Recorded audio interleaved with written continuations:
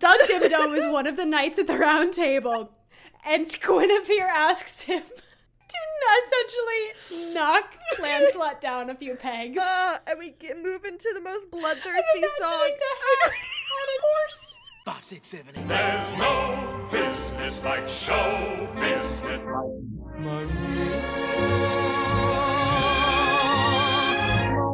Mamma mia, here I go again. My Of the music I sang through this whole film. I didn't sing through this whole film, and neither did the actors. I know, we really had the Rex Harrison School of singing For everyone. return. But Yep. I know this soundtrack like the back of my hand. It is something that I grew up listening to. I know every single word. And I was just belting them all from the comfort of my own home while I watched this. I did not really grow up with this musical. It wasn't one of my ones, but I had obviously listened to it at our house because didn't we have the record of Julie Andrews singing this? Yeah, it's probably my mom's basement. Probably. And I just Soon to be in my apartment. yes. And I just absolutely remember listening to it for the first time and being like, ugh, Julie Andrews. Julie Andrews, I remembered also, hi, welcome back to the podcast. This is 5678, a movie musical podcast. We are your chaotic co-host. I'm Anna. Grace. And this episode, we are tackling the 1967? This is, yes, 1967 film. 1967 Camelot. movie musicale Camelot. Indeed. All 2 hours and 55 minutes Woo, of it. boy. She's a long girl. Yeah, I didn't grow up to this particular film soundtrack. Yeah. I grew up to the Broadway soundtrack. However, plot problems aside, Lerner and Lowe know what they're doing. Absolutely. Yeah, I did not grow up with this movie. I did not grow up with the Broadway soundtrack. I mean, obviously, you know the songs if you, are any part of musical theater, but it just wasn't one of my go-tos. So it was nice to watch it all the way through and being like, oh, right, it's not a happy ending. No. Not even a little bit. Goodness me, no. And also nice to remember, oh, right, that's the context at which this song arises. Exactly, and it's like, oh, okay. Camelot? We start in Camelot. We start looking at the castle of Camelot. It is dawn. Do we? There's I ominous thought we were singing. in France. Because we start at the end. I thought it looked like the same castle. It probably is. I thought we were in France because this is the ending. Here's the thing. Yes. However, how much time has passed? Unclear. It seems like it's just I assumed it was the very next day. I don't think it is. All right. We start at an unidentified castle, but we do see King Arthur and his legion who have camped out overnight, and they're staking out this castle, and his commander, King Arthur's commander, is like, we should attack them in the night and then we'll win. And King Arthur's like, no, I have morals, we will attack at dawn when they have a fair chance to respond. Yes. And he has an opening monologue, hell of an opening monologue. Yeah. To his not present sorcerer friend, Merlin. Yeah. This is King Arthur is having his conversation, is this monologue to the air. Yeah.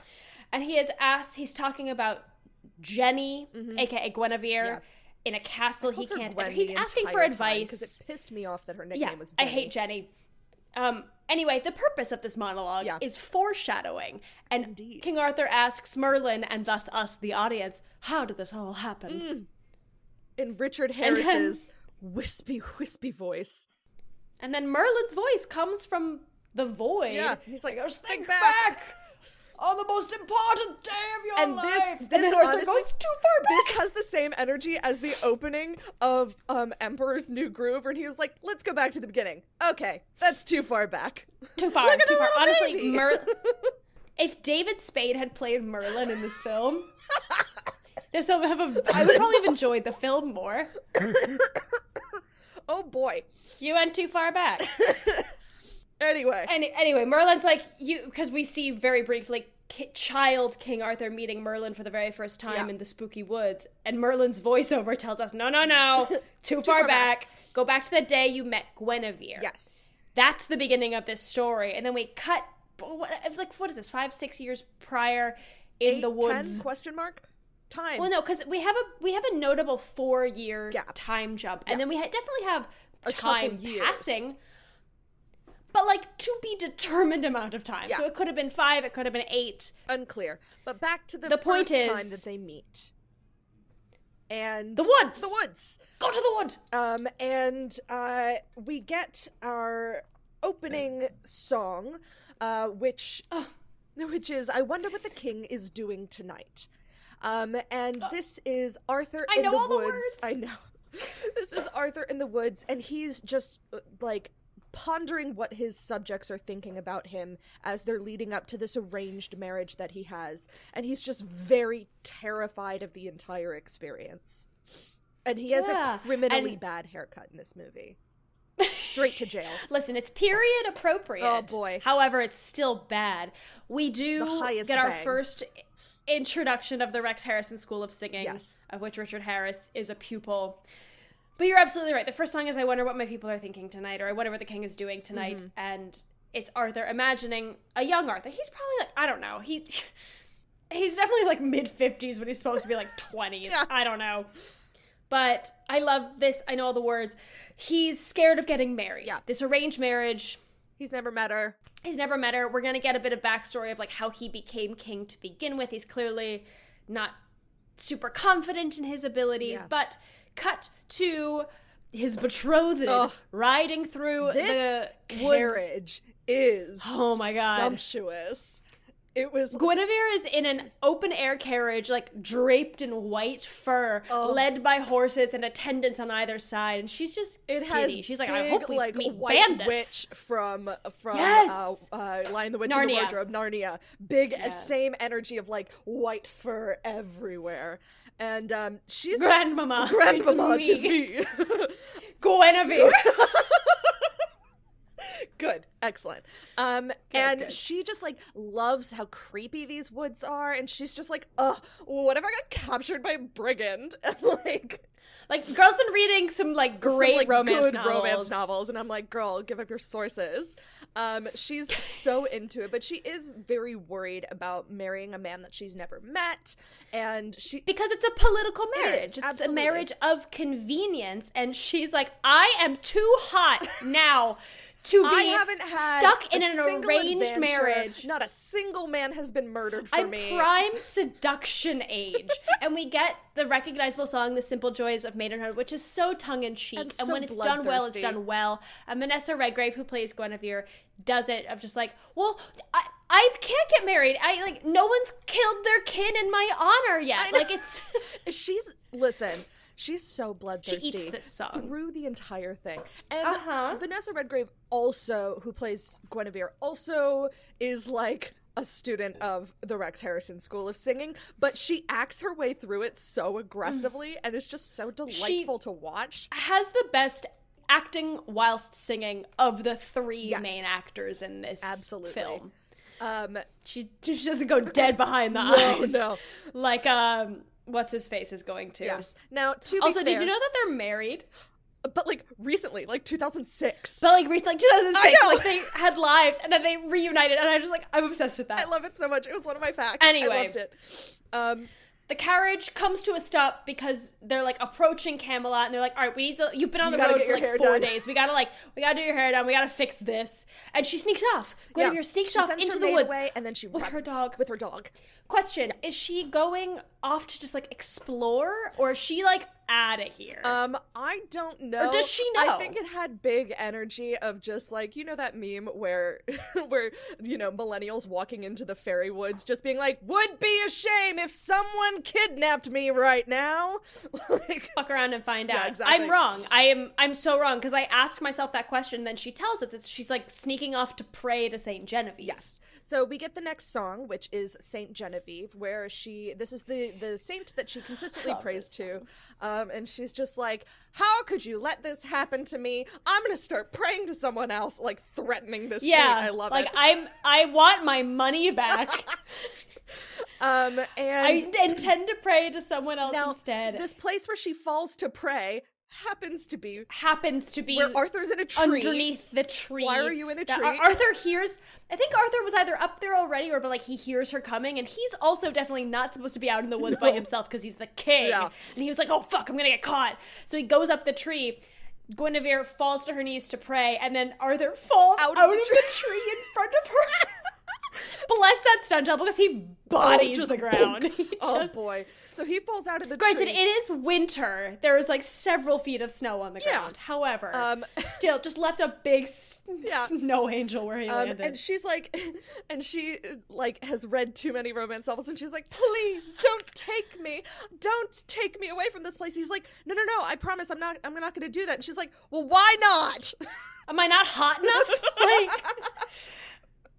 she's like convinced he's gonna take advantage of her, and she's like into it. And when she's like, you're not even gonna kiss me, and he's like, what? She's just like very upset and offended that he's not planning on ravishing her. And it's because she's like, oh, I bet he knows who I am. This like stranger I've met in the woods. You know who my intended is, and you're not gonna like risk your life. Fine. Arthur is like flabbergasted at how beautiful, bemused, head over heels, and is so bad at flirting bad at flirting. After like one attempt, he completely quits. He was like, Merlin would know what to say. So they're Dumbledore. God damn it, every time. So they're talking. She doesn't know who he is, and she asks He doesn't know who she is. Not really. She asks him Not yet. to escape with her. She's like, let's run away together. And he's like, no, I can't do that, but let me find you. If you genuinely don't want to be here, I can find you someone and you guys can leave together.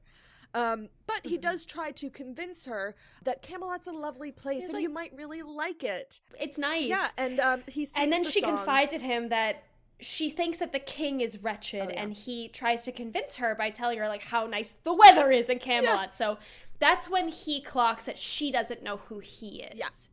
Yeah.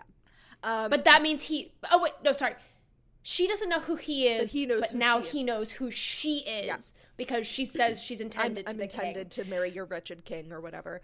I love and he's her like, but you should coat stay thing right now. because the weather is nice. Yes, it's so nice here all the time. It's like the argument for Los Angeles. Like, but the weather. But it's so nice. Camelot.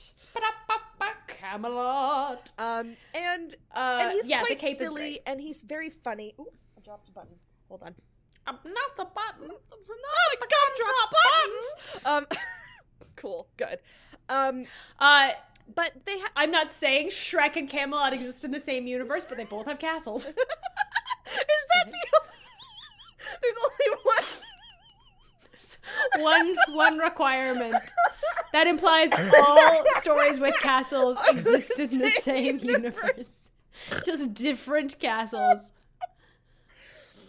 I'm pretty sure they try to burn someone at the stake in Shrek. No. I don't know. There's been like 7 of them. That's fair. I've only seen some of the originals. Anyway, okay. This is when I make the note, and it's going to continue to be a consistent gripe of mine, is that Richard Harris does not fill the pauses of these songs with any acting. It's just like waiting to start to sing again. Just let it dead air. Truly. Tighten it up. However, the sexual tension that starts to grow Bubble. between these two strangers and these moments in the woods. Ooh. How many Into the Woods exist in this universe too? Amazing. Done. Anything that has the woods. It's the same universe. So anyway. They almost kiss, but they are interrupted by a bunch of men and soldiers, and she's like, oh no, they'll think that you've kidnapped me. Run, we must hit them with snowballs. The snowballs! I know. So, but she's also like, oh no, they're going to think that you've ravished me, and then she gloms onto him like a koala. I'm like, mixed messages. Ma'am. And so, like, Arthur's just playing along at this point. He's just, like, throwing snowballs at his soldiers, like, and the first 2 soldiers to arrive they clock who she is, because they'd clearly been looking for her, and they yank Arthur off of her. And Guinevere's like, oh no, you'll be hanged. And then the soldier's like, oh fuck, that's the king. And everyone just bows And this big old dummy of Guinevere is just, you see the light bulb. And she's just like, you see the light bulb. This motherfucker. You told me your name was Wart? This dick. And then everyone leaves them alone together? Another chaotic choice. So then he gives a bit of backstory about how he came to be king, where he was just a squire. He's like, to I didn't someone, want to be king. And like he had forgotten a sword, and so he was just like, well, there's a sword, I'll just grab that one. And so he pulled it out of the stone to give to this other guy, and then suddenly everyone was like, you're the king now. And he's like, I never wanted to be king, I never trained to be king, I've been feeling very overwhelmed, I don't know what I'm doing. Mm-hmm. That does imply he's been king for at least, like, 10-ish years, though. 10 years? If we're saying... Here's the thing. He was probably, like, 12 or 13 when he was a squire. That's prime squiring age. I would say that's prime page age. What... And squires... So, like, teenage I would put him at, like, 17. Or, like, anywhere from 16 to 18 when this happens. So I would put him probably, like... So he's probably like late or something. Yeah. Okay. Right, I still stand by the fact that it's been like 7 to 10 years of being king. He wasn't made king yesterday. No. But he tells her that seeing her made him feel like a king for the first time. And he then... You make me feel like a king. No. And he again offers, he's like, listen, if you do want to leave... You may absolutely leave. I'm not going to force you to be here, but I would really like it if you would. And he ends up walking away, and she follows him, and then ends up singing a reprise of Camelot at him. And now they're going to be married. It's cute. It's cute. It is cute. It's cute. Then we cut to their wedding. Yeah. And wow, the candles. The amount of candles. Eric was jealous. They reused the Phantom's candle budget. Did you see that TikTok that I sent you of the old Phantom of the Opera that's just so extra? No, I haven't seen it yet. I'm several TikToks behind. That's totally fine. Please watch it at your next convenience. It is, Anna, it's worse than you think. I'll watch it immediately after this. All right, we jump ahead now. 4 years later. 4 years have passed. Yes. We are in their bedchamber. Mm-hmm. Arthur is bemoaning how divided the country? Island of England is betwixt these smaller, like, squabbling territories. Yeah. Essentially. Yes, yeah. And clearly, and then we pan to Guinevere, who's just, like, wrapped in a sheet. I'm like, oh, this is post-sex talk. This is their pillow talk. Cool. Yeah. Cool. Fiefdoms. And Arthur talks about how Merlin, in his youth, helped him kind of expand his horizons and his ways of thinking by, like, turning him into a fish. It was a whole thing. Making him think that he had been turned into a fish. Yeah. This is just a very long scene of Arthur talking. There's a movable bathtub. However, from this scene, the post-sex pillow talk scene, the conversation of Arthur being like, I need to figure out something because, like, the country is divided. Yeah, it's not sustainable. That takes us through, like, a couple smaller scenes where you just see, like, Arthur thinking and, like, pontificating. Yeah. Like, bouncing ideas off of Guinevere while she actually does castle work. Yeah. And he finally has the idea that he like that would have all of the knights of the realm seat together, like in a representation of, he's like, going to create a new order of chivalry. Yeah. And he has this moment where he, like, runs in a circle yelling, "A round table!" It's so fucking silly. I love it. So they and this is also when he coins the phrase, not might is right, but might for right. Yes. Essentially, this new order of chivalry will be dedicated to improving the realm and not determining who is the strongest lord. Yes. All for one and one for all. Indeed. They send out this proclamation to spread the news, and we see a bunch of people getting these proclamations. All right, I got a gripe here. And then we zoom in. On what? Lancelot. Anyway, go ahead. Okay, yes, Lancelot's coming. However, two gripes, actually. Yes. One, they were just throwing pamphlets from the tower. That is such a waste of paper. Regina George energy. Like, yeah. Second of all, I famously don't know a lot. However, I'm pretty confident in the literacy rate of medieval England at this point was fairly low. And yet, not only do we see clearly, like, knights probably could read. Definitely educated lords and ladies could read. They're throwing the pamphlets to the peasants, and the peasants are like, oh, yeah, this is cool. Those peasants couldn't read. No. No. Not in a... I was just like, no. Okay. Huh. Not the hill I die on, but it is a hill that I had to walk over. Right. Anyway, cut to France. As we zoomed in on Lancelot for a really hot second, he looked like Chris Pine, and then I just imagined Chris Pine playing this part, and I was just like, yes. I would love to see Chris Pine as Lancelot. Absolutely. That's now a dream of mine. Oh, because he would eat. Oh, eat it. C'est moi. Oh, I think he might end up making Simwa a little bit smarmier and a little bit less, like, righteous. Yeah, that's true. Yeah, he's got to be a himbo. Oh, he's got to be a little energy. dumb Yeah. in this first scene because he's so set on his principles and his morals Yes. that, like, and just to be completely genuine in this Yes. song, which is, so for anyone that's not familiar, C'est moi is Best Lancelot's boy. introduction song, and I'll tell that story in a minute. But he's like, I am the best, and it's just a fact. Yeah. No one, I have trained my body and mind to be the best soldier, knight, human specimen, big bodybuilder energy. Oh, yeah. He's in tight pants. He's got a nice jawline. At least he Bright can blue kind of eyes. sing. This is not Bright the blue actor eyes. singing. I thought this first one was. Nope. And then later. This okay. is Well, because- the voice double because has a this great man voice. is the actor, what is it, Franco Nero?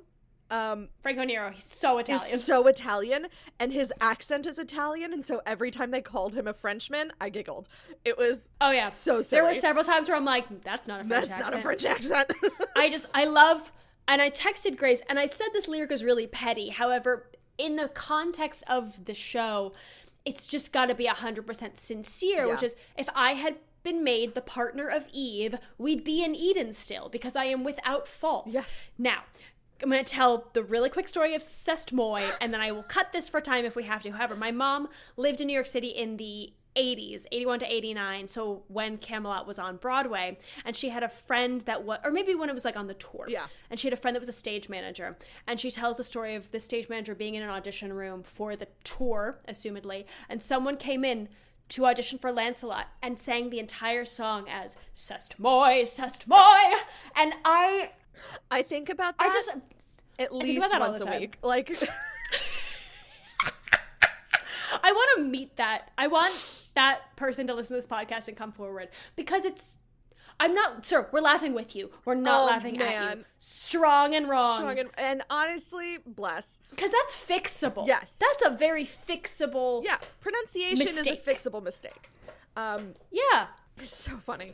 We didn't have the internet. I know. If you didn't know a French person, then like, what you gonna do? The angels have chose to fight their battles below. Again, I know every word. goddamn word. I was doing a one-woman production of this while I was watching I support this. that for you. All right. Anyway, So, that's Lancelot. And this song happens as he's on his way to England with his squire Dap. Dap is our waiter. Dap is our waiter. We have Justice for Dap. Yeah, we have an obvious goon not goon. We have an obvious gangster slash We have an swindler. obvious gangster of Mordred. Yeah. Yes. All right. Lancelot arrives via horseback to like the plains before Camelot, and he sees it, and he's just in awe. It is This everything whole he hoped it would be scene and more. is my moment of I joy. loved it. Like, it has my favorite lines. And it really set me up to really enjoy this movie, and then this movie was just so long. Ugh. All right.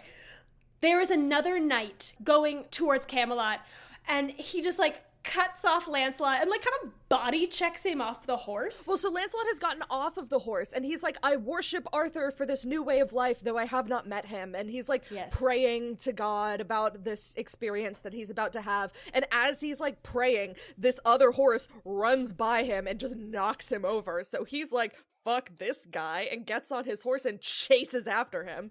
Yeah, and he's like, I challenge you to a duel. Yeah. And so they tilt at each other with their lances that they have, and Lancelot just knocks this other guy off of his horse, and then he stands above him and is like, just remember, next time, if you challenge me, you challenge the right arm of the king. Now, it's revealed at this point that the guy that he's knocked off is Arthur, and Arthur is King Arthur. Just looks up at him and goes, really? Lancelot doesn't know what Arthur looks like. It was just such a funny moment. It's so funny. And I think at this point, like, Arthur's squires also catch up to him, and they're like, my liege! Yeah. And Lancelot, you see his light bulb go off, and he's like, oh no. Fuck. And he, like, falls to his knees and grovels at Arthur's feet for forgiveness. And Arthur's like, all right, it's a test. It was fine. Yeah, he's like, please forgive me because it would make me feel worse. And then, but Arthur's really impressed by him. He's like, I've never felt a blow like that in my life. And then this is my favorite moment in the entire movie, where he's like, oh, like, where did you learn this skill? Where did you get this? And he was like, my skill comes from my training, and my strength from my purity. And you just cut to Arthur, and he's like, that's a unique recipe. And then Dad fell goes, over. He's a unique man. He's a unique man. It's also then that Arthur realizes who Lancelot is. He's Yes. like, oh, I've heard of you. They like geek out at each other. Yeah. It's very, very cute. And then Arthur says to himself, wait, they're Lancelot. Merlin told me something about something to remember about when I would meet you. And I was like, is it that he's gonna destroy your entire life? Yes. No, it's something later, and it comes back, and it's dumb. And Lancelot insists that, you know, he's an ally, and they end up becoming friends, but Lance is a bit much. He's like, give me a quest! Let me do a thing for you and earn my knighthood! And Arthur's just like, you know, there's not a lot going on right now. At this point, I was like, this movie's so much funnier than I remember it. I think it's Act 1 is a lot funnier than I remember it. Act 2's just sad. It's so sad. And so... But you know what is going on? They don't have a lot going May. on. It's the 1st of May. It's Beltane. It's May Day. Ugh. And so Arthur's like, you know what we can do? We can go pick flowers with the rest of the castle. And you can see Lancelot kind of short circuit, being like, me, a big manly man, you want me to pick flowers? And Arthur's like, well, everyone does it. Well, and he was like, you expect someone has to do exactly. You expect your knights to pick flowers? He's like, well, someone has to do it. Flawless logic. And it's then Arthur's like, now I remember what Merlin told me. He said that Lancelot du Lac would be the best knight to ever sit at my table. And that was before he even had thought of the round table. So it's like, oh, Merlin knew all along. Like, I thought he meant a dinner table. We didn't establish this. Merlin is this sorcerer who trained Arthur, and Arthur mentioned very early on with Guinevere that Merlin ages backwards. Yeah, so he remembers the future. sees the future. He remembers the future. He only appears in flashbacks. He is a blip in this film. Yep. All right, cut to the horniest song of all time. My God, the lusty month of May. It's May. The lusty I love it. month of May. So like Lerner and Lowe's their wordplay, lyrical quips, wordplay. Thank you. Just so good. Oh, no notes. No notes. 10 out of 10. So Guinevere and a bunch of other people have an orgy in a field, essentially. Okay, they don't. Yeah, essentially, yeah. So it's like the 60s version of what was allowed to be seen in a Lerner and Lowe musical. Yeah. But like a bunch of people are just making out, 60s, laying down 70s. In a field around each other. They're just like all in a big Summer pile of together. 69. I was just like, okay. We all know what this was. But suddenly, I don't see the weed, but I know weed is there. Absolutely. Someone's on ecstasy. Then an old man comes out of the forest. Old man. He's our mystery man. He's like this old befuddled man in very rusty Tin Man armor and a horse. Yeah. Comes out of the woods, and the people who are participating in the orgy. May festivities kind of make fun of him because he's just like this random dude. He's like, I'm a king. Yeah. And they're like, okay, like what kingdom are you from? He was like, I don't remember what it's called. And I don't remember where it was. I got lost. But Guinevere takes pity on him and instructs her servants to take his majesty inside, like we can let him stay the night because he's been traveling. Well, and also the guy reveals in this conversation that he knew someone who lived in this area. It was this young man that he met years ago. His name was Wart, and Guinevere tells him, "Oh, I actually know him quite well. He's my husband, and he's the king now." And he's like, "Oh, good for him." And he's also king of England. So they take him inside. Now this guy shows up, and I was like, "Man, this guy gives off the same energy as the grandfather in Chitty Chitty Bang Bang." And then I looked it up, and it's the same actor. And I was like, is it? Yes! See, I was thinking Grandpa and Charlie in the Chocolate Factory. Oh, no. I was like, wow, this guy really Grandpa reminds Chitty me Bang Bang. of that grandpa in Chitty Chitty Bang Bang. And then it, like, kept happening, and it wasn't until later that I was like, I gotta look this up. What else has this guy done? And then, like, the first thing that pops up for him is, like, he also played the grandfather. And I was like, yeah! He was only 40 when he... yeah, he was 40. Wait, was it him or the guy that played Merlin that was only 40? No, it was him. It was the grandfather. It was him. Yeah. All right. I'm tired of this, Grandpa. Let's do it, man. So funny. We even had a Holes reference in a really long time. One of our first episodes. Jeez. I remember it like threw you off your chair. All right. So Arthur comes into these May Day festivities orgy and introduces Lancelot, and Guinevere really to Guinevere and to everyone and else. He's just so much and so excessive. He's killing the vibe.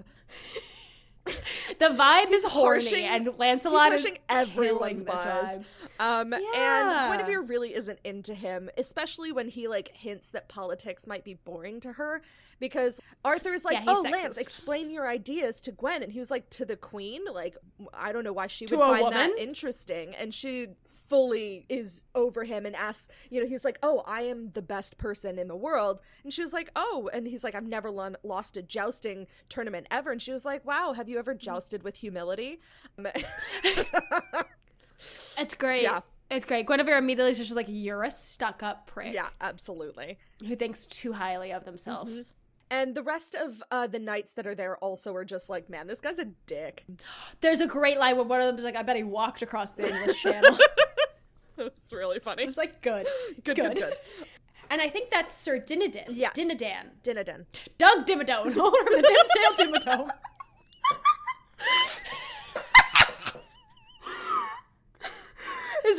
Doug Dimmadome is one of the knights at the round table. And Guinevere asks him to essentially knock Lancelot down a few pegs. And we move into the most bloodthirsty song. On a horse. Good. Excellent. Oh no, I'm crying. Okay. So then we move into the bloodthirstiest song ever, which is why I'm wearing my murder sweater today in honor of Guinevere. Good. Yeah, she's thirsty for murder. She goes to these three knights, and this is the song, "Then You May Take Me to the Fair." But she goes to these three knights, and she just like wraps them around her face. These three knights' fragile egos wrapped around her finger. She's like, "I know how men are." It's great. Yeah. So her intent is to knock Lancelot down quite a few pegs, or murder him. And so she goes to these, or murder him. Honestly, whichever comes first. Yeah. The pegs are in the ground. Just like, how far can we bury him?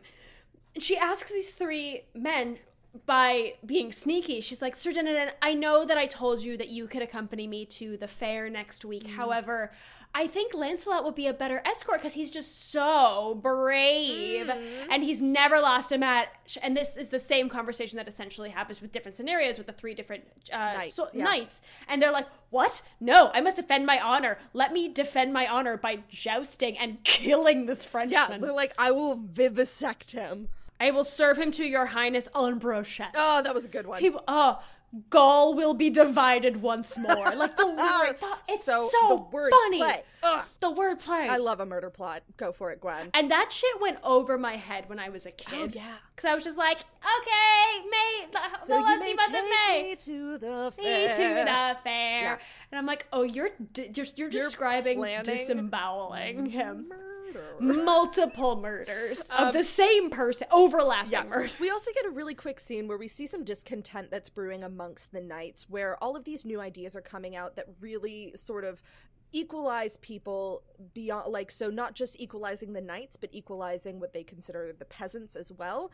And the knights, the social classes. Yeah, and so the knights are really mad. They're like, oh, this thinking stinks of the French, and they think that Lancelot is like, has undue influence over Arthur. I think a little bit of time has passed. Yes. Like, clearly Lancelot has a few days been at the court minimum. a while, and like Arthur and Lancelot get Best along friends. like, House on oh fire? my god, so many. What did you say? Get along like a house on fire? Sure. What I was trying to think of is just like wheat on rye is what I'm trying to say, but I almost said like beans on toast. Yeah. Which isn't wrong. Yeah. However, not the idiom my brain was White searching on for. rice. Like, there's so many. So this is all coming from Arthur's desire to Have a more civilized. have a more civilized, because I think it had just been feudal warfare leading up to this, and they're essentially creating a standard of morals for all the knights to follow, which the knights are kind of on board with. But when they're talking about He's treating creating everyone equally, code, which the chivalry code is way more about how to behave in warfare than it is about, like, being nice to ladies. Like, it all comes down to that. But also, the knights are like, yeah, I'll be behaved in battle, but you want me to be the same social class as the peasants? Absolutely not. I'm fine being the same they social blame class as every the other knight Frenchman. here, but, like, extending that's excessive. So, cut to Arthur's room, and Arthur and Pellinore are having a conversation. Pellinore is the name of our man who came out of the woods. The mystery man, yes, Pelly. And Pellinore and Lance is there reading as well, and they just start talking about him while he's in the room. Because Pellinore is like, listen, Lance is a big sus, like, because he doesn't have any leisure activities. He's just, like, really aggressively out for this. He's got no hobbies. No hobbies. He doesn't, like, Red hang out flag. with women. Like, he doesn't do anything except for think and read and, like, come up with these new ideas. And, like, be really good at battle. Yeah. He's got no weaknesses. Yes. So Lance then, like, stands up and is like, listen, I understand where you're coming from. Like, fanatics are always off-putting, and I am a fanatic for Arthur's ideas. Then, Pellinore then tells Arthur that he's excited for this upcoming tournament because Lancelot is going against the three best knights, which are the three he's been challenged that by the Guinevere three has, knights. like, set up. And this is news to Arthur. Yes, he At that didn't know. point, Guinevere enters the same chamber, greets Lancelot with a very cold shoulder, and she kind of, like, giggles with Pellinore about Lancelot, and that, like, he's so, what a wackadoo, he's weird. And Lance leaves at this point, so he's no longer there. Lance leaves and Pellinore leaves, and Arthur realizes, he's like, this smells like This something has sneaky's going on. And Is Gwen our swindler? yeah, he's honestly, no, but, like, maybe in this scene. Yeah. He's upset. He's like, what do you know about these three knights challenging Lancelot? She's like, well, I may have given my favor to all three of them. And he's like, Arthur's like, you withdraw? what? You are sowing dissent. Yeah, she's like, and he's like, listen, Yeah. can you withdraw at least one of them and, like, give one of those to Lance? Because otherwise... She's like, no. She's like, no. And he's like, because otherwise it'll seem like you are actively working against him. And she was like, that would be because I am. Yeah. And is this when he says, like, I could order you? right. Well, and I he could was like, force well, you what if by I ordered decree. you as a king? And she was like, if you Yeah. order me as my king, then I will withdraw my favor and give it to Lancelot, but I will never forgive you. And he was like, well, what if I ask you as your husband? And she's like, I'll say no. Yeah, she's wild. Yeah. I really love it. So he says that he won't force her, but she leaves, and he's very upset. I wrote that he sulks in the dark. Yeah. And has a song where he starts yelling at Merlin for just, like, not being there to guide him. Yeah. I think he really used Merlin as a crutch in his youth. Yeah. And now he feels abandoned by Merlin. Like, he needs guidance, and he doesn't really have any... He puts so much faith in Merlin that he doesn't really listen to other people. Yeah. And then I was like, oh, it's How to Handle a Woman Yeah. is this song. I was like, I don't know this song. So it's basically, he's just like, I don't even know how to talk to my wife into, like, doing what I want. She just, like, has her own mind. What do I do? Mark me well, I will tell you, sir. The conclusion that he comes to is the only way to, quote-unquote, handle a woman is just to love her. A woman is to love her. Yeah. I think Arthur sees that other kings or men in power would have ordered their wives or like bossed them around or just not stood for the kind of pushback that Guinevere gives him, but that's what he loves about her. That she will tell him frankly. So as much as she infuriates him, the only way to handle her is to love her for all her parts and for all her faults, because she loves him for all his faults. Yeah, absolutely. Cut to the tournament.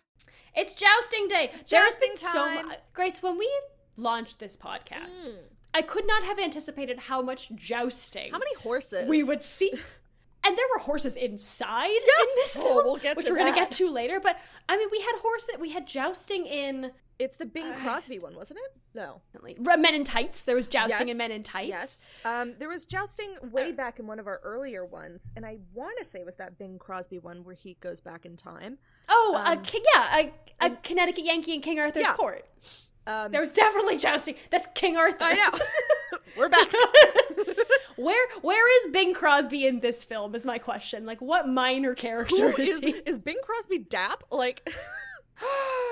Listen, we've already established that if Shrek can happen in this universe, Bing Crosby's already here. Good. All right. Who thought that it's we would jousting be day. Shrek and Bing Crosby in Shrek, the same Bing Crosby in Camelot. All right. It's jousting day, and we see Lancelot tilting against all of these, against these knights, and he keeps defeating These them. three These knights. 3 knights. So he defeats the first one. He just wrecks these Wrecks stunt them. doubles. God bless these stunt doubles. And then he wrecks the second one, and then the final one is Sir Dinadin, and he... Sir Doug Dimmadome. Sir Doug Dimmadome. And so he tilts against him, and somehow he gets, like, run through by the lance or something. I'm not entirely sure how he gets this injury happens. More bodied than the other others. two. It's like the lance slipped through a crack in the armor, but he's like incredibly and then he like injured hits a post and like lands on his neck. It's like a whole deal. It's quite alarming. Yeah. It's brutal. Yeah. And everyone in the crowd who was cheering was just like, "Oh, no. I just saw someone die." Yeah. So Gwen and Arthur like run from their royal box, Rush over because this is their friend. to see. They like take Off the his armor off armor. of him, and he's like all bloody on his chest. And he looks bad. Oh, yeah. He's like moments from death. And Lancelot, and Arthur's like, "There's truly nothing more we can do. He's Like dead. this, I know death. This man is dead." Yeah. Lancelot comes over, Like he actually like feeling feels so for a pulse. guilty. And then Arthur Yeah. takes off his cape and throws it over his body, sort of like he is officially dead. But then Lancelot comes in and Is like horrified at this. kneels next to Doug Dimmadome and pleads for him to live. Yeah. Pleads for this knight to live. pleads. And he's like clutching him to his chest. Yeah. Dinadin recovers. Yeah, starts to breathe, sits up, stands up, like miraculous recovery. And it floors everyone. Guinevere is like overcome. She ends up kneeling in front of him and he kneels with her and they have a moment of eye contact. And I'm just like, oh no, they've fallen in love. She kisses his hand as he has kissed hers whenever he sees her. Yeah. And I'm just like, and now they're in love? Yep, that's how that works. This near-death experience of another person. Yeah. I just... The soundbite I pulled from the internet for this scene is she is so overwhelmed and humbled that her feelings for Lancelot begin to change. It was weird. It didn't I quite didn't make love sense to me. this. It was too abrupt. There was no build-up. It's so abrupt. Yeah. There was no sexual There's tension. no flirting. There was no reciprocal flirting. It was just Guinevere being like, "You suck." Yeah. And not him being like, "But like, what if you liked me?" It was not... It's just a very quick 180 for both of them. Yeah, exactly. So he leaves, and as he leaves, everyone sort of bows as he walks out. It was big, he bowed to no one energy.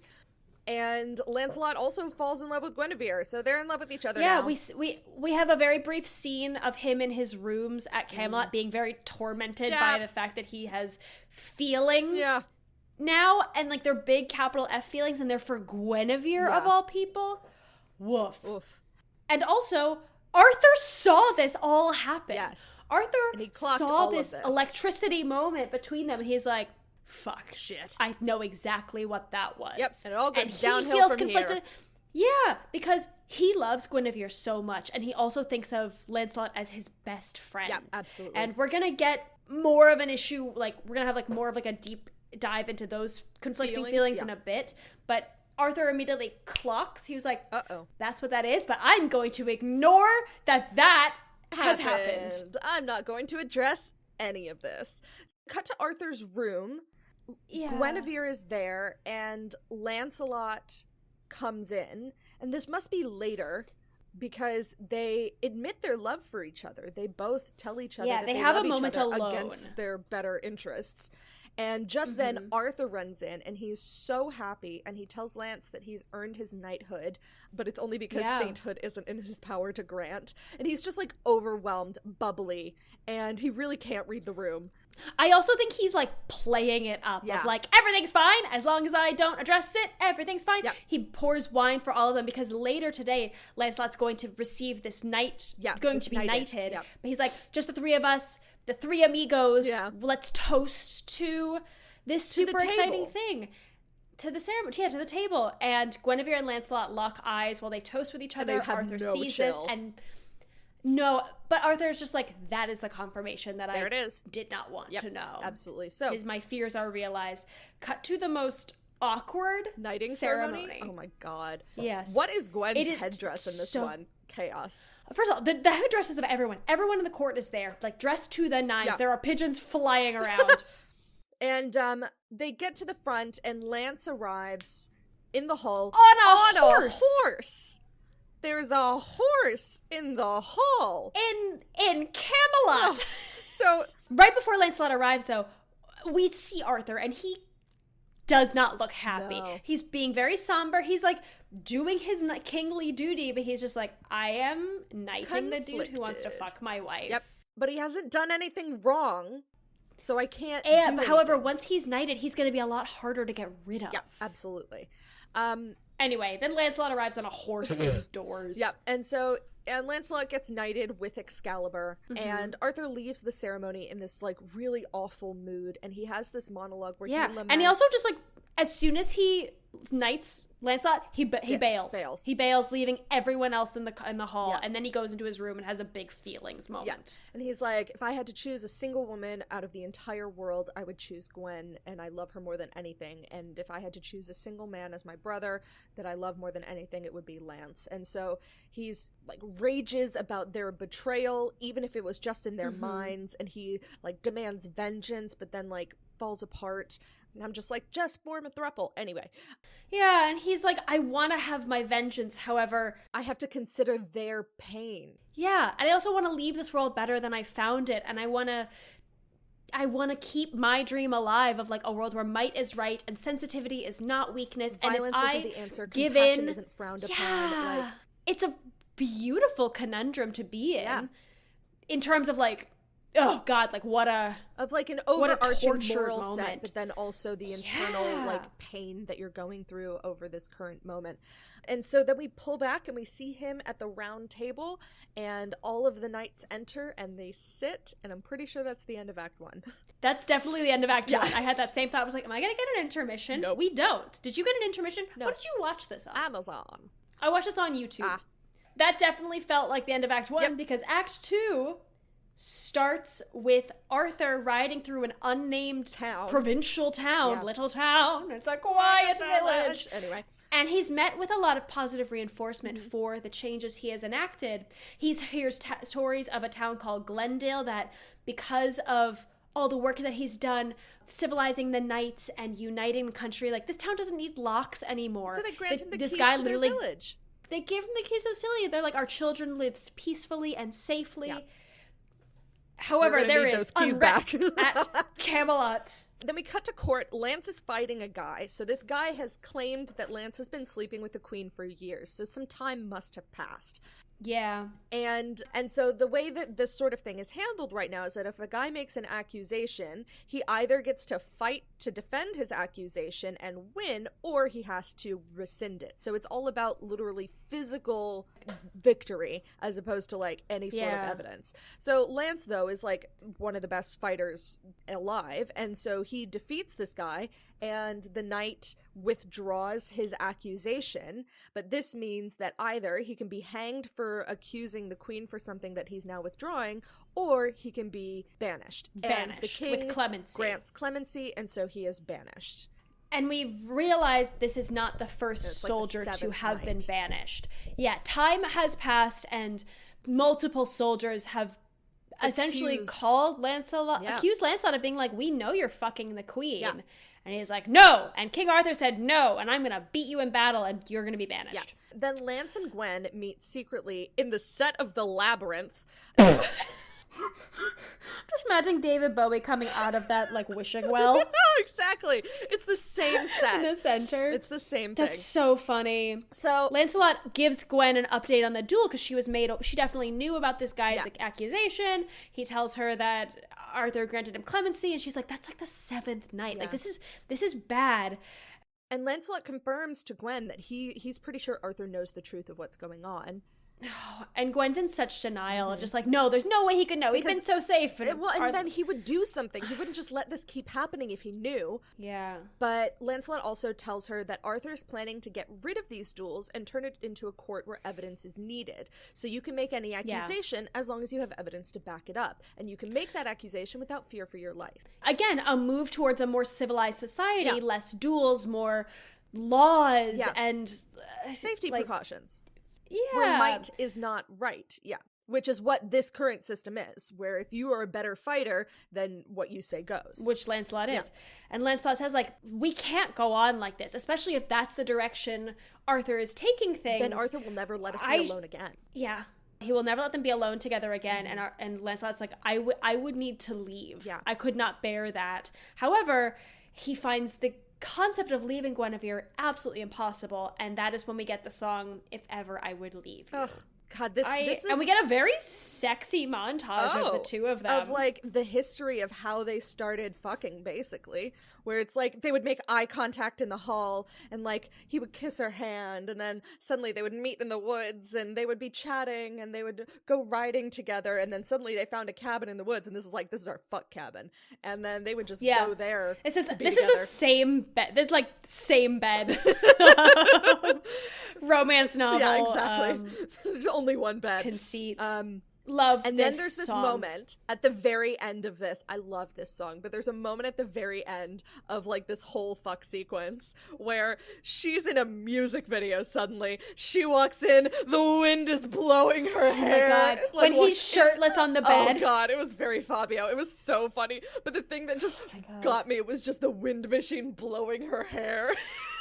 The backlighting, like it's very music video. Oh, it was You're right. so You're funny. right.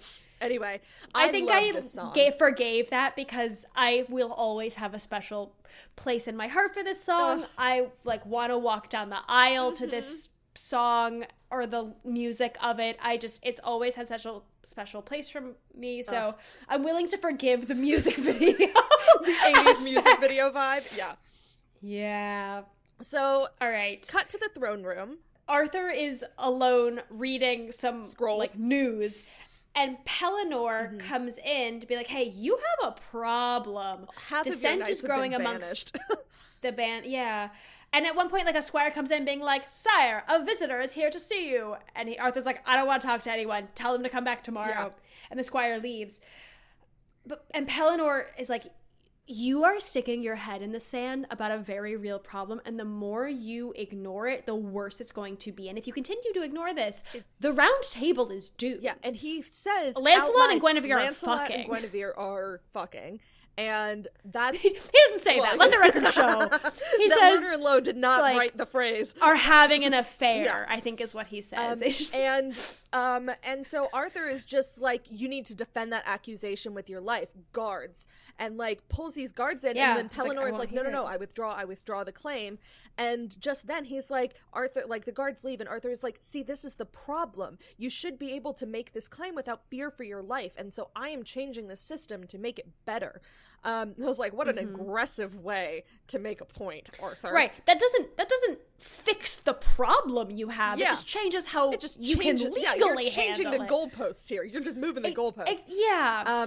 It's like rewriting a law Yeah. so you can win your legal case, Yeah, essentially. exactly. Anyway, just then a pipsqueak enters, a Pipsqueak, Scottish pipsqueak. like Scottish pipsqueak More- gangster appears named Mordred. Yeah. Oh, What a slimy little weasel. Indeed. His name is Mordred. I love how And this it's like- actor is the only trained singer in this entire movie, and they cut his one song. I mean, to be fair, Mordred's song is not good. No, it's sucks. like one of the. It's very skippable. Yeah. However, He just this sort of is the speaks this is some the of guest. the whole point of it later. Yeah, this is the guest that the squire was like, wants to see you, king, and Arthur was like, no. And Arthur's like, who the fuck are you? I said no, get out of here. Yeah. And he was like, oh, all right, I'm gonna tell everyone that you turned Mordred away. And Arthur's like, oh no. So oh, hello, Mordred. named appropriately. And turns out Mordred, it is revealed, is Arthur's illegitimate son from a fling that he had with a woman when he was young, when he was like Yeah, before he was before king. he was king. Before he was king. So he couldn't have Which, been. again, I guess. So if he like had sex with this lady when he was like 16, and then like at 17 he like pulls the thing. All right, in that case, I want him to have pulled the sword out of the stone when he was like 24 or something. Like, bump it up. Like general life expectancy was very short, so I understand. However, But he definitely wouldn't have been I don't know, 11. no, he definitely wouldn't have been 11. Yeah, so yeah, that's a messy timeline. yeah, the timeline's messy. Anyway, Fie on goodness, fie. so That's the song that was cut. yes, so Mordred has arrived here really to just fuck shit up because he doesn't Fuck like around. Arthur, and I'm pretty sure it's because And he just was never a part of his life and never acknowledged him, and that's like where this anger comes Yeah. from. So Yeah, I think Mordred has relatively recently learned his true parentage, like Yeah. within the last couple of years. yeah, Because he has a stepfather who was always awful to him, or like a faux father. Yeah. Also, Mordred just generally thinks Arthur's ideas of bullshit. a unified England with like legal systems and not using battles to decide squabbles is bullshit and boring. Yeah. And so he sets up this whole Also, he's Arthur's only heir. yeah, absolutely, because Gwen hasn't been able to conceive. Yeah. And that's never addressed. No, there's like Why? one moment later on in a conversation where they talk about how they tried but were never able to have kids. But anyway, so Arthur is just like, okay, well, you're here now. Like, I will invite you to join the table. And Mordred's like, I would make a horrible knight. Hard I pass. have no Yeah. morals at all. Yeah, he's like, I don't want to do that. Yeah, But thanks, Dad. thanks, Dad. And Arthur says, all right, fine, come to dinner with me and Guinevere. Yes. But he does remind Mordred of his place. He's like, when you are in here, I am your king. Yeah. And you have to ask, I have to, Like, give you permission to leave. you might be my illegitimate son, Yeah. but when you are in my throne room, I am your king. And you can't flounce in here with this vagrant disrespect. Yeah. You have to be excused, Yeah. and you will address me as your You do not get to king. address me as Arthur unless I give you permission, and you have not earned that Yes, permission yet. Yeah. And then as soon as Arthur leaves, Mordred flounces and, himself like, onto the sits throne. on the throne. Yeah. Cut to Arthur in a really long, unnecessary scene trying to explain a legal system to Pelly, and it doesn't go well. That's all I'm going to say about that. Yeah, I literally did not even Yeah. write anything about it. That's all that They're I'm like, gonna this will say be about funny, that. and I'm like, we are 2 hours in, and I have an hour left. We can Absolutely cut this. not. We can cut the a time. lot of things. This movie could have been 2 hours. Yeah, In Arthur's room. I agree. Lancelot, Guinevere, and Arthur discuss like what is to be done about Mordred and the growing dissent that Mordred is kind of kicking stirring. up around the knights, which implies that Mordred's been some time. time. Mordred's been here Yeah. for a while. And Lance is begging Arthur to get rid of Mordred. He's like, you have to. He's stirring up trouble. He's getting knights mad. He's like ensuing drunkenness at the court, and like Yeah. you know, and it's he's and encouraging bad He's behavior in and contact with disrespect. all of those knights that you banished, and he's somehow working with them. So you Yeah. have to It's like, get him out of here. you got to do something about him. Yeah, he's gonna cause problems. And Arthur's just like, no, he's my son. He's my only son, despite our best efforts. And Yeah. I will, like, you have to swear not to hurt him. And again, Arthur's just sticking his head in the sand about a very obvious fixable problem. Yes. And Lance Lance leaves, and then we have a scene where Arthur's just in a really horrible mental space. And like the toll of the stress of leading a country is really wearing on him. Yeah. Guinevere tries to cheer him up with the song "What Do the Simple Folk Do?" And it's such a sweet song. We live such different lives from our subjects. Like, I wonder what our subjects do when they are stressed. Yeah. Like, maybe they whistle. Maybe they just spin in circles. Yeah. And the song ends. It's a very, very sweet song. And there's clearly so much love still between Guinevere and Arthur. There's so much conflict and unacknowledged issues and... Yeah. And Guinevere becomes overwhelmed by her conflicted feelings at the end and, like, really tears up. Yeah. And no resolution is found, but I thought it was just like a really beautiful acting moment between the two of them. Yeah, the final moment of like where they've been spinning and laughing, but then suddenly they like make eye contact and they can't, like, everything just comes crashing back and it's just nothing is resolved. Cut to the table room and chaos is occurring. Oh my god. Mordred threw a party and it got like there are knights on horses again on inside. the table. On the table, they're drinking, they're breaking the table. Yeah, one of the horses falls and the table breaks. And Arthur and Lance come running because they hear chaos. And they see this, and Arthur, instead of doing anything, just leaves. Leaves. He's got to... And so he goes hunting to deal with all his feelings. Yeah, but Lance Mordred stays sees at the him castle. leave and gets an idea. Yeah, so Lance stays at the castle and Arthur goes out and Mordred sees this and gets an evil idea. So Arthur goes to the woods and is like rejuvenated. And I was just like, sometimes you gotta go on a dumb walk for your stupid mental health. Like, sometimes you just gotta be outside. So he goes outside and he's just like yelling into the woods, basically, hello! And just then, Merlin appears, but it's like a memory of Merlin. At first I thought Merlin was back, but I think Arthur comes across the tree in the forest where he first met Merlin, and he has a big visceral flashback of when he was a boy and met Merlin for the first time, and kind of relives this memory of Merlin teaching him everything when he was young and like how to think differently, and when he was turned into a fish and a bird. Could have been cut. This whole scene could have been cut. Just then, Mordred interrupts these memory meditation moment. He ends up persuading Arthur to stay out all night as a test, and says specifically, like, this is a test for Lance and Guinevere. Like, you stay out all night, I'll go back and tell everyone you won't be back until mid-morning. You said that you wanted proof. Well, let's set up a situation where we can give you proof. Like, with your new system, we have to have evidence. I'll get you evidence. And if they don't do anything, then I'll drop it. Yeah, Mordred essentially paints Arthur into a corner where he has to support this system that he has backed. However, the example is this ultimate betrayal that he doesn't want to face. Yes. So Mordred goes back and informs Lancelot that the king won't be back until the next morning, that he's going to stay out all night hunting. And Lance immediately goes to Gwen. This motherfucker. Oh, God, immediately falls into Mordred's trap. Ugh. Like, it's like a hunter setting up a trap in the woods, like covering a hole with leaves and then immediately falling into the hole. It's so ridiculous. So Lance goes and he asks her to run away with him, and she's like, I could never do that because then you two would be at war and either one or both of you would be killed.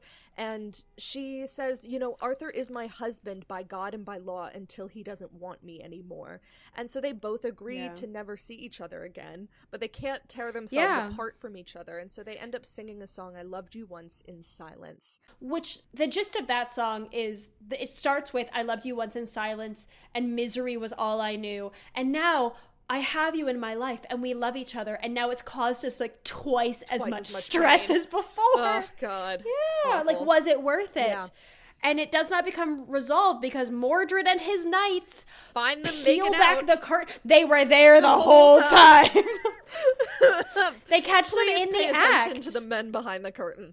Okay. Oh my gosh. So then a big fight ensues. And they are accused of treason. They're accused of treason, but Lancelot, being the excellent fighter that he is able to escape. But of course, Guinevere is arrested. Then we get court plot development through song. Yes. Which is the song Guinevere. that we learn, again, like probably like a couple days past, Arthur returns. Guinevere's, thanks to Arthur's new civil there's court. an interesting moment where Arthur decides to run back to the castle. He's like, no, I can't do this. I'm setting them up for failure. And as he's running back at dawn, he sees Lancelot fleeing on horseback, and he's like, oh no. I'm too late. I'm too late. So thanks to Arthur's new court and this trial system, judicial system that he's established, Guinevere has been tried and found guilty, and it has been sentenced to die by burning at the stake. And because it was through this judicial system, like, Arthur can't do anything. He can't pardon her. He can't be like, no, I'm king, so no. So we get to she is led to the stake, she is tied, and the executioner is there waiting to get the nod of acknowledgement from Arthur, but Arthur refuses to come to the window. And Mordred and Pelly are there. I will say, in the Guinevere song, the crowd is murmuring that they are expecting Lancelot to try to come to save Guinevere, but there's been no sign of him. And Arthur is also under the impression that Lancelot is going to come and rescue Guinevere. And so he's like... There's a really close-up shot of the executioner, and he also has blue eyes, and I'm like, is it Lancelot in disguise? I couldn't remember how that happened. So wild. Very Princess Bride like energy. Whoosh, it was me the whole time. The whole time. So Arthur's refusing to go to the window to give that execution. Suddenly they hear horses in the background, and they're like, oh no, it's Lancelot. So the executioner is like, I'm just gonna go ahead and light this. And so goes rogue. So he lights that. Lancelot rushes in with a bunch of knights from France. They smack everyone. They save Guinevere. A bunch of people die. But this also means... And Arthur is overjoyed thrilled to hear that Gwen has been saved, but this means that he has to go and fight Lance in battle. So... Also, several of Arthur's knights come into where the room he's been staying, and they were given the report of, like, Lancelot killed, like, so many of our knights. We want revenge. It's no longer about justice, it's about revenge. It's about revenge. And Mordred makes a snarky comment that Arthur's round table has finally cracked. Cut to the battlefield. So this is kind of back to the beginning. Where the film started. And Arthur's on his horse, but he receives a letter from, like, a random. And it's from Lance. An NPC. Yeah. It's from Lance being like, meet me in the woods. And so he goes to the woods. And he doesn't go very deep into the woods. You can still see his camp behind him. And Lance and Guinevere are there. And they both offer to give themselves up. But Arthur says the knights no longer want justice. Even if you gave yourselves up, it wouldn't actually solve anything. They just want revenge. He tells them that Mordred has fled and is now raising an army against him. And he's like, you guys should just leave together. Just go back to where you came from. And Lance is like, Gwen isn't with me. She's actually taken residence in a convent and taken her vows, and she's now a postulate there. Yeah, so I guess time has passed. Because I think they're in France. Like, they're attacking Lancelot. Well, they might be in France. This is why, because later on, when we meet Tom, he's like, go back to England. Oh, see, at that point, I was really That's fine.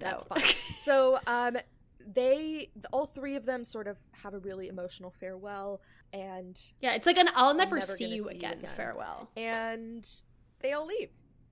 They go their separate ways. Arthur goes back to his camp, and he hears like a rustling in the bushes, thinking he's being spied on. He's like, who goes there?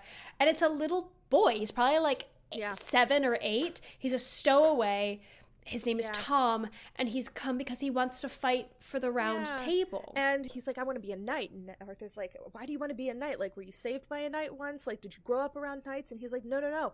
I've heard stories about the knights of the round table. Not might makes right, but might for right. And Arthur's just like, my ideas, they have taken root. My legacy! And so, even though his plans have currently fallen through, the concept and the ideas that he's been espousing have spread through the country. And he's like, okay, I have left something good behind. I'm not an utter failure. And so he tells the boy, what is a legacy? It's planting seeds in a garden you never get to see. So he tells the boy, listen, I'm gonna knight you now. You are now Sir Tom, and you need to run back to England, sail back to England, whatever, and spread don't die in this war, and spread my good word. Yeah, these morals. And Tom's like, cool, and runs away. And then he yells after him, run, boy! And then that's the end. He swims back to England. big Robin Hood energy, swims from Israel, not from Jerusalem, back from to France England. to England. Jesus. And we get a reprise of Camelot. the Camelot theme, and that's the end of this film. It's sad. It's sad. Act 2 is depressing. Act 1 was funny as hell. And there were just there was a lot of good British humor in the first act. All right.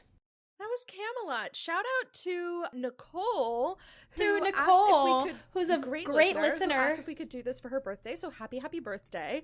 I was honestly really thrilled to watch this movie because, Anna, you've never seen any of the movies, and then it's just really fun to do a movie that I haven't seen as well, so we both kind of get to experience, even though you know the story and you know the songs, the movie itself. That's the thing, I'm not familiar with this movie. I know the plot of Camelot and I know the soundtrack by heart, but it's not this movie's soundtrack. There were things I forgot. I remember Mordred sucked, but I can't remember why. But you're right. I very famously have never seen anything ever. So it's always fun when you also haven't seen it. So what did you think? The movie could have been an hour less than it was. Yeah. And they cast the two main people as non-actors. Or non-singers, sorry. Non-singers. And so I did struggle a little bit just because I'm very familiar with Julie Andrews' version of this, and literally no one can beat Julie Andrews in terms of vocals in my mind. Correct. Yeah, it's the law. She is the Lancelot of vocals. So well I think deserved. it took me a little minute to get into it because I wasn't anticipating Rex Harrison for the entire movie basically, but I found the first act to be hilarious. I had a great time. And I knew Act 2 was going to be sad, and that just is what it is. It's a big downer. But I did enjoy At least we have What Do the Simple Folk Do in I Act did 2. enjoy watching it. I wish it had been an hour less than it was, but I had a good time. I didn't regret watching it. I'll put it that way. There's some movies where I'm just we didn't need to do that. That was not a waste of time. Yeah. It was just more time. I agree that it very easily could have been an hour less. However, I enjoyed it at whatever length it was. Yes. Yeah, and I just have such a soft spot in my heart for this music. And in the same way that, shout out to Charlie again, but I saw her yesterday and we were talking about the New York, New York song. And she said, oh, which version are you? Are you Frank or Liza? I said Frank, and she got very upset that I did not say Liza. I'm the Frank version too. It's not because I'm saying Frank Sinatra is better than Liza Minnelli. It is simply the version I am most sentimental about. Which is how I feel about this music. Lerner and Lowe know what they're doing. What are you drinking? I know you said that when we were not recording, but I'm going to do a little drinks and dramaturgy. New Zealand canned vodka drink. Woo! Hell yeah! Peach and passion fruit. I'm drinking a Chardonnay that my friend Sierra left at my house. Thanks, Sierra. And I have not opened until now. I don't typically like Chardonnay, but that's got a little bit of nice acidity to it. It's not just all a mouthful of butter. All right, shall we do a little dramaturgy report? Dramaturgy report. So I have a normal amount of dramaturgy. We have not encountered this director or cinematographer before, but we will see this director again. So the director was Joshua Logan, who was an American theater and film director, playwright, screenwriter, and actor. He famously shares a Pulitzer Prize for co-writing the musical South Pacific and was involved in the writing process of several other musicals. He got his start on Broadway as an actor and then a director. He went to Hollywood, then he returned to Broadway, then World War II happened, and then he went back to the movies again. He really bopped between Broadway and Hollywood, the bi-coastal dream. After the war, his directing career resumed with Annie Get Your Gun on Broadway, which ran for 3 years. He then directed and co-wrote South Pacific for Broadway and he would also work on the film version of that as well. He would also direct that. So we'll see him when we do South Pacific. He also won a Tony Award for the Broadway production, and as I said before, he shares the Pulitzer with Richard Rodgers and Oscar Hammerstein. And yeah, he bopped between Broadway and Hollywood for the rest of his life. He had a great bicoastal career. The cinematographer was Richard Klein. Richard Howard Klein was an American cinematographer known for his collaborations with directors Richard Fleischer and Michael Winner. What's cool is he's a second-generation filmmaker. He is the son of cinematographer Benjamin Klein and the nephew of the ASC founder Phil Rosen. He was nominated twice for an Academy Award, once for Camelot in '68 and King Kong in '76. Was that the one with Janet Leigh? Let me see. King Kong '76. That's with Jessica Lange. Jessica Lange, that's who I meant. Sorry. Yes, it is. Amazing. All right. Yeah. Anyway, that's my dramaturgy for director and cinematographer. Amazing. So, just to talk a little bit about this musical. So I'll talk about the Lerner and Lowe partnership. That's kind of going to be my deep dive this time. But Camelot, the stage musical, was a bit of a struggle time during their partnership. Yeah. So Lowe didn't really want Lerner to direct and write when the director that they had originally had for the stage production, Moss Hart, had a heart attack in the last few months of rehearsals and then unfortunately died shortly before the show's premiere. So it was a very stressful time. Now, Lerner was hospitalized with like bleeding ulcers while Lowe had heart troubles. Like Camelot honestly was like destructive to everyone's internal organs. It sounds stressful. Yeah.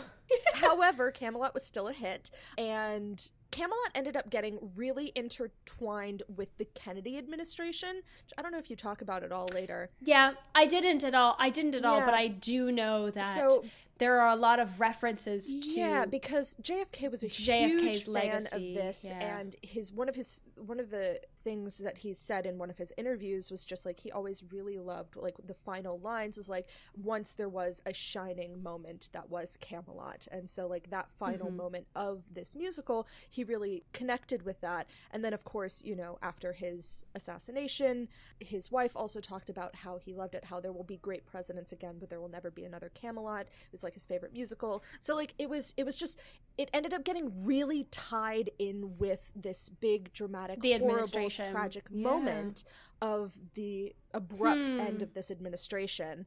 And because of that, I think it lasted longer than it might have because it was connected with this historical event. So the original production was directed by Moss Hart, orchestration by Robert Russell Bennett and Philip J. Lang. It ran on Broadway for 873 performances. It won 4 Tony Awards. It starred Richard Burton as Arthur. Richard, give me back. Julie Andrews as Guinevere, and Robert Goulet in his Broadway debut as Lancelot. And I just think of the line from Chorus Line. It's like, Robert Goulet, every time. My God, Robert Goulet. Oh my God, Robert Goulet. I think of that every time, and I get it. I know. There is a 2023 Broadway revival, which features... That's my homework, actually. Yeah, a revised book by Aaron Sorkin, starring Philippa Sue and Andrew Burnap. Now, this screenplay, in April 1961, Warner Bros. Had purchased the rights to a film adaptation of this musical, and Lerner was hired to do the screenplay. At the same month, there was reported that Rock Hudson had been signed on to portray King Arthur, and Shirley Jones was in talks to portray Guinevere. However, that was all put on hold whenever they got the rights to My Fair Lady, and they decided that they were going to fast-track that one instead of Camelot. Once they moved back to Camelot after My Fair Lady came out, they had to change around who was in it, obviously, because it was a couple years later and the same availability was not there. They were really looking for the original cast members to come back. They really wanted Richard Burton and Robert Goulet to come back with Elizabeth Taylor as Guinevere because Julie Andrews had given a hard pass. However, that ended up obviously not happening. So I'll talk a little bit about the casting and then I'm going to get into Lerner and Lowe. So they approached Burton to reprise Arthur, but he wanted a higher salary than the studio was willing to pay. And so they ended up kicking that, and they were considering a couple of different people. So like Peter O'Toole, Gregory Peck, Marlon Brando. Now, while filming the movie Hawaii, which he was filming with Julie Andrews, Richard Harris learned about this and like was aggressive about seeking this role. So like he sent complimentary letters and like cables and like offered to screen test for Lerner and Jack Warner, like saying, I'm really, really interested, but they refused because they were like, you don't sing.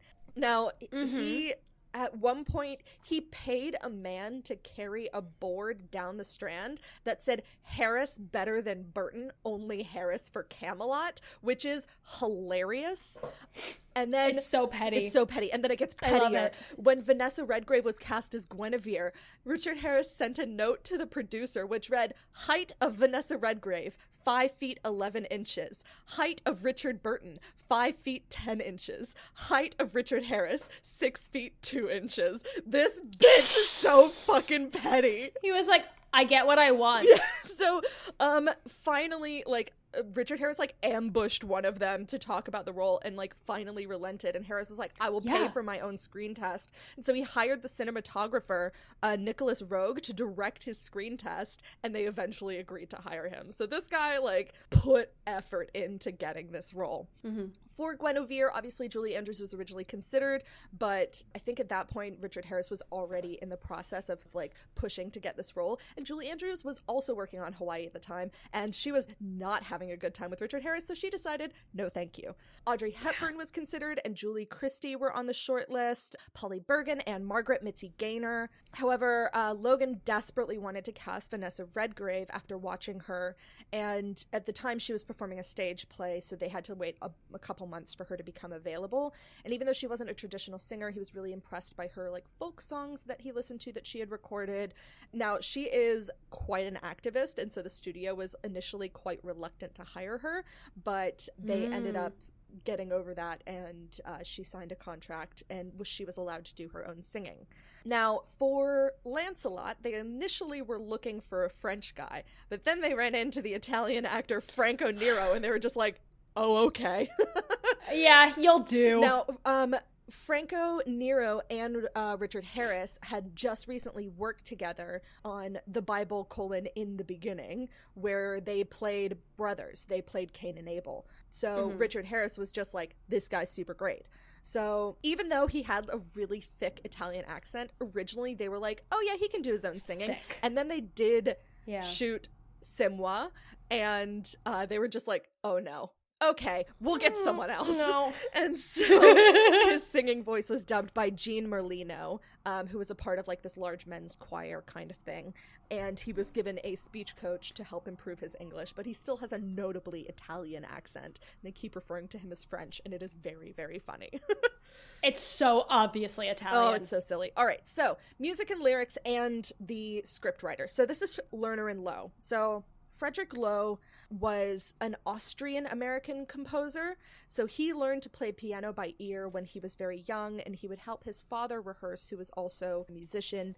He and his father received an offer to appear in New York City, and he traveled there determined to write for Broadway, but it ended up being harder than he thought, so he took other odd jobs, including cattle punching, gold mining, and prize fighting. Wild. What is cattle punching? I don't know, because it didn't have a blue connection on Wikipedia, so I was like, no one's explaining this. But Loewe began to visit the Lambs Club, which is where he ended up meeting Alan J. Lerner. They did their first collaboration, which was The Life of the Party, which was an adaptation of a farce called The Patsy. Their first big hit, though, for Broadway was Brigadoon, which was directed by Robert Lewis and, of course, choreographed by Agnes DeMille, legend. In 1956, they produced My Fair Lady on Broadway, and it was a huge hit, obviously, and won Best Musical at the Tonys. And it was because of this collaboration that MGM took notice of them and commissioned them to write the musical film Gigi in 1958, which ended up winning 9 Academy Awards. Their next big Broadway musical was Camelot, which ended up being such a drama, as I talked about a little bit earlier. And after this, Loewe ended up retiring to Palm Springs, California. He was like, that was too much.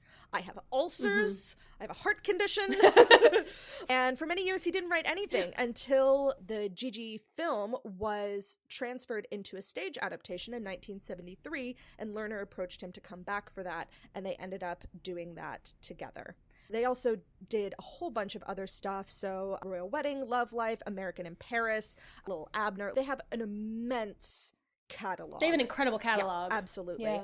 Their final collaboration was on the 1974 musical film The Little Prince. The All-Movie Reviewer wrote, although Lerner and Lowe crafted a hummable and entertaining score, it's not their best work. So, yeah, ended on a little bit of a low, but... Oh, no. Oh, pun intended. Hey. Hey! Lerner said this about Lowe: there will never be another Fritz. Writing will never again be as much fun. A collaboration as intense as ours inescapably had to be complex. But I loved him more than I understood or misunderstood him, and I know he loved me more than he understood or misunderstood me. Aw, it's really sweet. That was their collaboration. That's what I got for you guys. Do you want to talk about reviews and reception? Yeah! The thing I was just looking up is Camelot was the 10th highest grossing film of 1967. It earned $31 million, and it cost about, I think, $13 million to shoot. But I was wondering, I was like, oh, what were the other highest grossing films of 1967? Yeah. And 1967 was a great year for movies. Tell me. Number one was The Graduate with $100 million, followed by Jungle Book and Gone with the Wind. Oh, boy. And then other ones were like Thoroughly Modern Millie, Casino Royale, Barefoot in the Park, Cool Hand Luke. Like, it was a good movie. It was a good year for Gone with the Wind was movies. 1939. Okay, there was another one in 67. Oh, really? Oh, it was a re-release. Oh, it was a re-release. okay. Oh, I'm sorry. It still made... It was still second. 64... It was third. It made $64 million. Jesus. It made twice as much as Camelot. Jesus Christ. Wild. But you're right. Gone with the Wind did... I was thinking that wasn't right. But anyway, The Graduate did win. Yeah. And what's crazy is it came out like right at the end of the year. Chaos. But it still made... The most. All right. So in terms of reviews and reception, as I said, 10th highest grossing film of the year. It had a re-release in 73, and it grossed an additional $2 million. Reviews were a bit mixed. I've pulled a couple quotes. One from Film Quarterly saying, Camelot is Hollywood at its best and worst. Praising the performances and the film's ideals, but then bemoaning the lavish sets and 3-hour runtime. The New York Times loved the performances, calling Redgrave dazzling, but criticized the film's conflicting moods and uncomfortable close-ups, which... Yeah. I agree. In a movie theater, I think there those were close-ups would have been uncomfortable. Yeah, they were uncomfortable on my screen at home. That's it. So, like, it did great at the box office. Reviews were a little mixed. Yeah. There has not been any other film version of Camelot since then, I don't think. Singing and dancing? Singing and dancing, not much in terms of dancing. Nah. We had Maypole dancing in Lusty Month of May. Singing, we've talked about the Rex Harrison School of Singing. For both of them. For both of them, and then Lancelot was dubbed. Yep. I found, whoever did the singing, I found it enjoyable. My biggest gripe, which we're going to get into gripes and giggles in a second, is I needed more moments in between filled in the songs. Yeah. There was a lot, it just felt like a lot of, I'm waiting the 10 seconds until they didn't fill the moments. Yeah. And especially in those uncomfortable close-ups, nothing was going on behind the eyes. That's a good moment to move into gripes. Yeah. Yeah, my gripe was that there wasn't really a singer in the cast, and it's such a lovely... Mordred, who wasn't allowed to song. sing. I just felt like it was a missed opportunity because the music is so lovely. But I thought Vanessa Redgrave did a great job considering that. Yeah. And they did their best. I did like Richard Harris as Arthur when he was just acting and not singing. Yeah. But my main gripe is that this movie's an hour too long. Yeah. In terms of giggles, this movie, the Act 1 is a lot funnier than I remember. My giggle, the one that I had to pause, was just him saying, my strength comes from my purity, and Arthur being like, what a unique recipe. Oh, it's so funny. I think, oh God, if I have a particular, I think it was the Lancelot being very, like, confused at the concept of picking flowers and Arthur being like, well, someone has to do it. Absolutely. Absolutely. I think in general, my giggles were all of it's just that the dialogue was really funny. The it was a first lot act, funnier than I remembered. Absolutely. Like, I know what happens. This is a sad movie. Yeah. I guess my moment of joy is while recording this, saying Doug Dimmadome. The very famous Knight of the Round Table, Doug Dimmadome.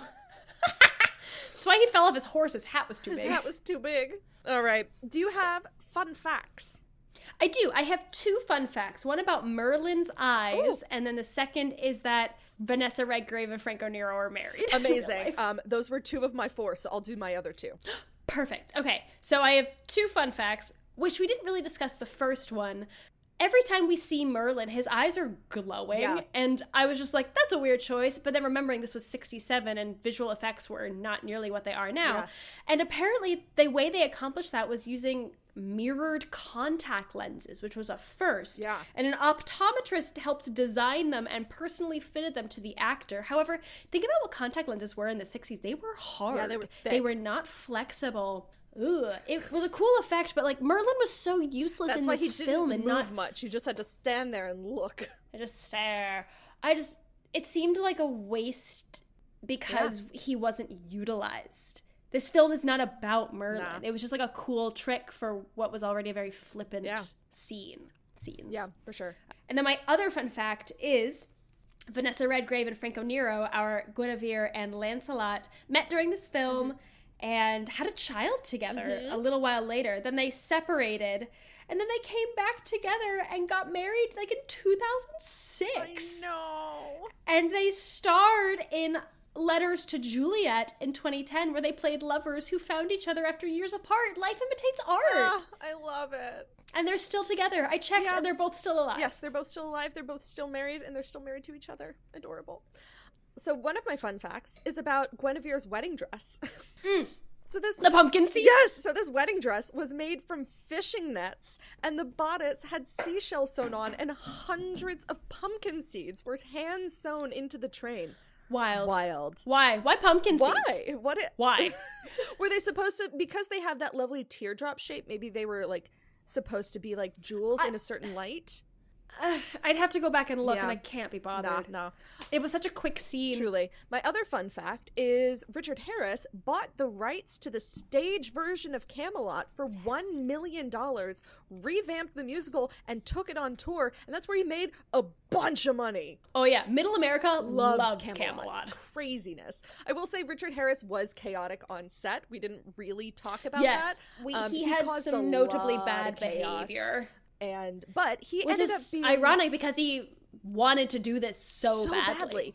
He lobbied for it, and then he was a bit of a diva on set. But I will say that he and the actor who played Mordred met on set doing this, and they ended up becoming lifelong friends. Which is funny because they were playing father-son, but I guess they were rather close in age, or maybe I don't know. They just ended up getting along, and they had like so few scenes together. It's not like it would have made more sense if it was Arthur and Lancelot. Yeah, nah.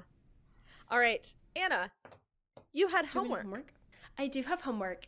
If you are based in New York City, go see the Lincoln Center production of Camelot. If you are a LinkTix member, there are $35 tickets. If you're not a LinkTix member, you are eligible if you're between the ages of 21 and 35. Get that $35 ticket and go see Camelot. Yes.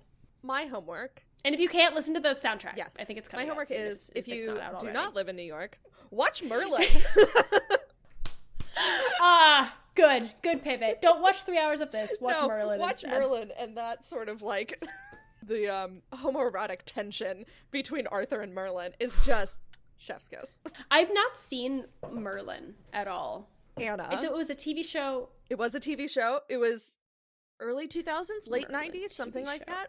I'm looking it up. And obviously at that time, they could not have Arthur and Merlin boinking. It was 2008. But man, the tension between those two. Excellent. I will look into this. Oh yeah. It's a commitment if you go for it. Merlin, Arthur. Oh, I understand now. there was an old man on the poster, and I was like, wait. No. But no, Merlin's also young and hot, Yeah. and Arthur's also young and hot. Yeah, absolutely. Absolutely. Morgan Le Fay is young and hot. Absolutely. Guinevere's young and hot. They're all young and Everyone's hot. I bet there's some good historical... That's the thing. We were talking about this earlier because you're reading the Sierra Simone Camelot series. Yeah. And personally, modern political intrigue just does nothing for me. Yeah. But if there's like a historical, spicy Camelot series, I'll read it. Yeah, I would read that. Let us know. Hit us up. Leave it in the comments. And once again, thank you to Nicole for requesting this for your birthday. This was on our list, and this was a hoot and a half to record. I enjoyed the first half of this movie a lot. Caveats on caveats. Yep. Absolutely. I think that's all she wrote. Yeah, I think that is all she wrote. Well, if you're still with us, thanks for joining. This has been 5678, a movie musical podcast. I have been Anna. I'm still Grace. Take care of yourselves and others. See you on the next podcast. Goodbye. Goodbye. 5, 6, 7, 8. There's no business like show business, like no business I know.